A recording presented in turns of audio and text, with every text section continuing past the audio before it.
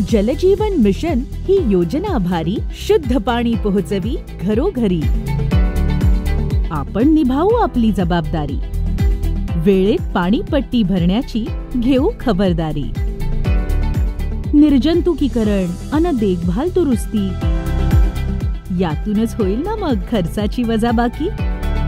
जल पुनर्भरण अन भूजल संवर्धनाची जो कास धरी, शाश्वत पाणी संचयातून भविष्य आपुले सुदृढ करी।